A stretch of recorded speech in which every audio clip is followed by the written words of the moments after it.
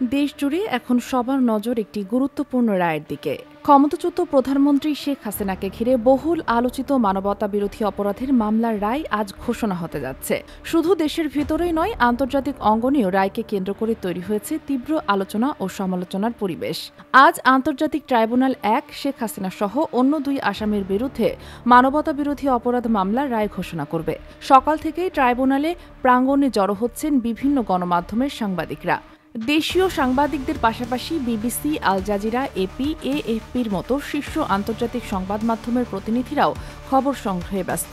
রায়টি BTV সরাসরি সম্প্রচার করবে, আর সেই সম্প্রচার আন্তর্জাতিক বার্তা সংস্থা রয়টার্সও তুলে ধরবে। বিশ্ব গণমাধ্যমেও রায়টিকে ঘিরে যথেষ্ট আগ্রহ দেখিয়েছে।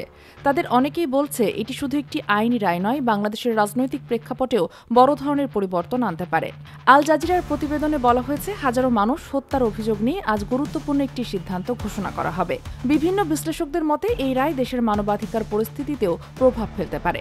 রয়টার্স জানিয়েছে, রায় ঘোষণাকে কেন্দ্র করে ঢাকার কঠোর নিরাপত্তা ব্যবস্থা নেওয়া হয়েছে। কারণ আগের দিন রাজধানীর কয়েকটি স্থানে বিস্ফোরণ ও অগ্নিকাণ্ডের ঘটনা ঘটেছে। রায়ের আগের দিন শেখ হাসিনার ছেলে সজীব ওয়াজেদ জয় রয়টার্সে দেওয়া সাক্ষাৎকারও আন্তর্জাতিক মহলে নতুন আলোচনার জন্ম দিয়েছে। ভারতের গণমাধ্যমে ঘটনাটি বিশেষ গুরুত্ব পেয়েছে।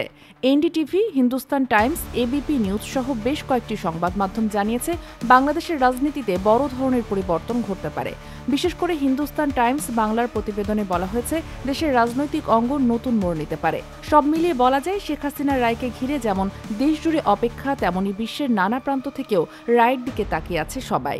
অনেকেই মনে করছেন, এই রায়ের মাধ্যমেই বাংলাদেশের রাজনীতি নতুন এক অধ্যায়ে প্রবেশ করতে পারে।